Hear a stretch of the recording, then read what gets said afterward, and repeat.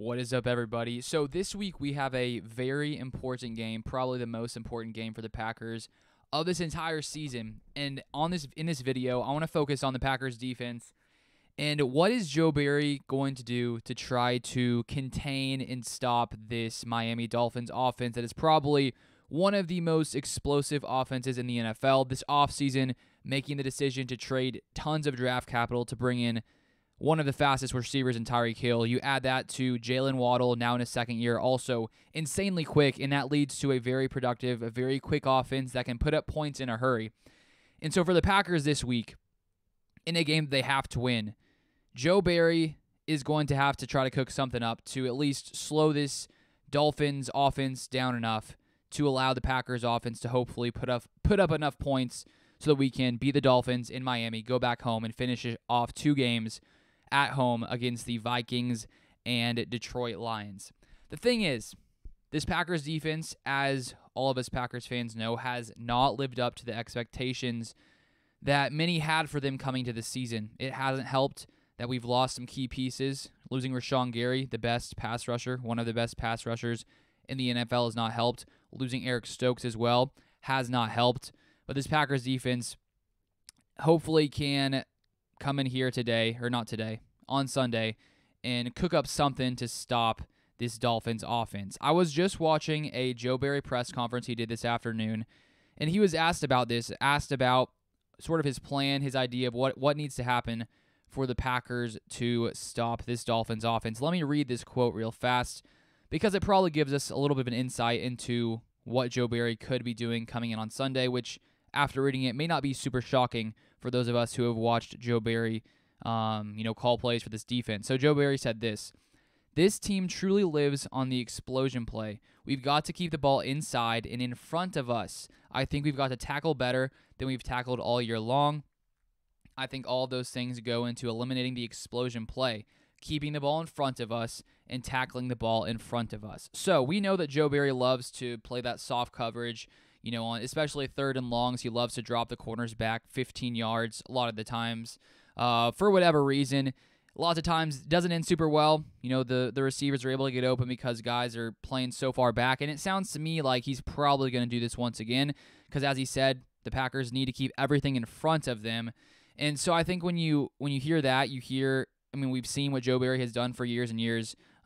He very often doesn't like as much to come up and play, aggressive, physical with the corners on, these receivers. He's probably going to sit back and hopefully not allow them to get these massive explosion plays. The thing is, with this Dolphins offense, because you have guys like Tyreek Hill and Jalen Waddle who can take a 5-yard pass and take it, 60, 70, 80 yards to the house, I'm just worried that we're going to play soft coverage. We're going to sit back. Tua's going to have, sit back there, quick passes. Tyreek Hill's going to fly across the middle, catch a ball 5 yards in front of the line of scrimmage, break away for, like a 70-yard game. Because, yes, maybe we'll stop him from, burning us behind us, hopefully. But at the same time, if we're playing off like we have so often this season, what's going to stop them from, having a little 5-yard crossing route, taking it to the house? Same with Jalen Waddle. So I'm a little bit worried about that because we have seen that happen a lot this year. And I want to point out something that is interesting, I think, because if you look at the Chargers playing the Dolphins a few weeks ago, the Chargers did a very good job of limiting the Dolphins offense. And I'm wondering if Joe Barry has, paid attention to this game and sort of seen what the Chargers did to be successful. I was actually Googling and finding some different articles people wrote about what they thought was the reason the Chargers were able to stop the Dolphins offense the way they did. And I want to read you some quotes that I think are interesting that could give us some insight into what the Chargers did to stop the Dolphins offense. I wonder if Joe Barry will do any of this. Who knows? But let me just show you some of these interesting quotes. So this is from an article written by Nicholas Cothrell of Sports Illustrated, and he said this, first of all: "The Chargers played press coverage a season-high 35% of the time against the Dolphins, per Next Gen Stats.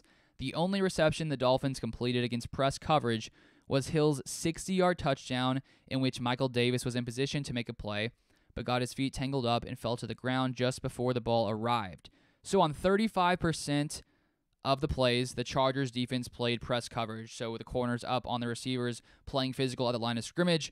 And in this game, with the Chargers doing that, Tua went 10 for 28 with only 145 yards. The Chargers held the Dolphins' offense to 219 yards and 17 points. So playing physical on the line of scrimmage, not really sitting back as much as often. And it sounds to me like Joe Barry may not do this because he likes to sit back there, play sort of soft coverage lots of the time, and keep things in front of them. And then let's read here what their coach Staley, Chargers coach, said after the game. Our goal was to be close to them, whether we were in pattern, match zone, or man-to-man, Staley said. We played a healthy amount of both last night, and I think the tape will reflect that. And then finally, from one Chargers safety, Gilman, after the game said this. I think a lot of guys, when they play them a little softer. But for us, we were trying to be aggressive with them because they got gas and speed. We wanted to be aggressive, make them feel that pressure because it's easier for them when you just sit back and they're able to dink and dunk. So after hearing that, the Chargers were playing more physical, sort of trying to disrupt them at the line of scrimmage, which really seemed to work. Obviously, there's a risk of getting burned when you're playing up on players. It happened to them once that game. I think a 60-yard touchdown to Tyreek Hill because one of their corners tripped, got beat, and that's the risk I think you take when you do play that press coverage, that physical coverage. But the Chargers did it, and they had lots of backups in there because of some injuries, and it seemed to work. And as the Chargers safety said, he said we want to be aggressive, make them feel that pressure because it's easier for them when you just sit back and they're able to dink and dunk. And part of me is worried from what we've seen from Joe Barry this season, from what he said in his press conference, that he's going to give them that ability to sort of dink and dunk, play 10 yards off, have Tua just some quick little passes, which he's really good at. He's really good at playing rhythm, the quick passing game, RPOs, all that kind of stuff. And so it's interesting what the Chargers were able to do to stop them playing press coverage. Will Joe Barry do any of that? I'm not so sure, but we'll see on Sunday if the Packers are able to do that. So, and then one other aspect of this Dolphins offense, which could be hard for the Packers to stop, is their running game. So last week against the Buffalo Bills, Raheem Mostert, who has in the past burned the Packers back when he was on the 49ers a few years ago, which was not very fun for us. But last week he ran for 136 yards against the Buffalo Bills defense, who currently have the 6th best running D in the NFL, and he averaged 8 yards per carry. So considering this Packers defense, currently it has the 29th ranked rushing defense in the NFL, seeing what they were able to do last week against a very good Buffalo Bills running D makes me a little worried about this Dolphins rushing attack. Because if Joe Barry does sit back, with two high safeties with some soft coverage, it's probably going to open up lots of these running lanes, which could lead to a big day for Raheem Mostert, because maybe we can somehow contain Tyreek and Jalen Waddle a little bit. But if we do that, we're sitting back soft, not having as many guys up in the box, which who knows exactly what Joe Barry's plan is. We'll see on Sunday what happens there. But if that happens, Raheem Mostert could have a big day. And so we're really going to need, at the end of the day, if this defensive line can play like we did last week against the Los Angeles Rams, where we had 5 sacks, the Rams do have a very poor offensive line. And so because of that, the Packers defense was able to take advantage. Preston Smith had a big day. J.J. Enagbare, rookie, had a pretty solid day. Quay Walker had a sack. So I'm hoping that the Packers can try to disrupt this Dolphins offensive line, which is ranked by PFF as the 31st ranked pass blocking unit in the NFL. They do, however, get the ball out very quickly, which sort of mitigates the pass rush at times. And so that, even though they may have a poor pass blocking grade, when Tua gets the ball out so quickly, it doesn't necessarily matter quite as much.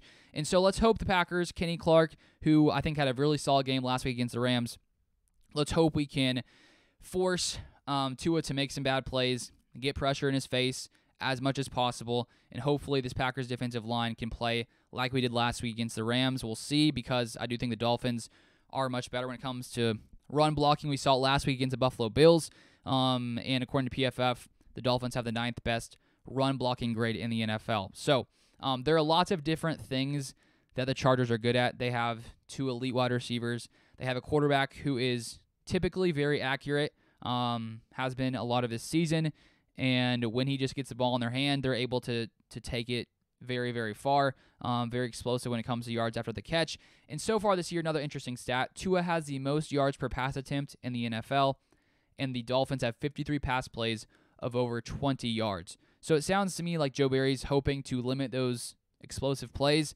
which hopefully he will. But at the same time, it could lead to, as the Chargers safety said, lots of dinking and dunking that slowly takes the time off the clock and allows the Dolphins to put up points. But hopefully the Packers can come in here and continue the dominance we saw the past couple of weeks. They were against teams that aren't the best, the Bears and the Rams. But hopefully the Packers can do just enough, I think, to allow this Packers offense to have a chance to win this game, because I don't think when you have such a talented offense in the Dolphins that the Packers are going to come in here and shut down this Dolphins offense. I don't think we should necessarily expect that. It's hard for any team to come in here and completely shut down the Dolphins. But if we can, hold them to 25 points and the Packers can put up 28, 30 points, I think that's sort of how the Packers are going to have to win this game, is putting up lots of points on offense. And so I think the Packers should be able to do that, and I'll probably touch on the offense more maybe in a video tomorrow, but I just wanted to focus on the defense, sort of give my thoughts, see what other teams have done, like the Chargers, to beat them, play physical. We'll see if the Packers do any of that. Who knows? Joe Barry doesn't, he's a little less aggressive, likes to play sort of soft coverage. We'll see if that continues or if it doesn't. But obviously, let's hope the Packers can win this game coming in on Sunday, because it's a very crucial matchup and it should be a fun game. But thank you guys so much for watching. I appreciate you guys. If you haven't subscribed to the channel, you want to see more Packers content, feel free to subscribe. Drop a like on the video. You can follow me on Twitter for more in-game kind of stuff, in-game updates, thoughts, Luke_Beller. Thank you so much for watching, and I'll see you guys next time.